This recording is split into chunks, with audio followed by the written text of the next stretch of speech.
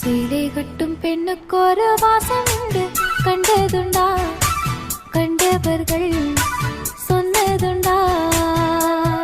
சேலை கட்டும் பெண்ணுக்கொரு வாசம் உண்டு, கண்டு கொண்டே கண்களுக்குள் பள்ளி கொண்டே.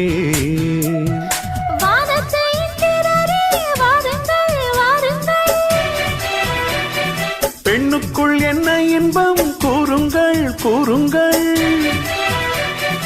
இது போல் இதமோ சுகமோ உலகத்தில் இல்லை.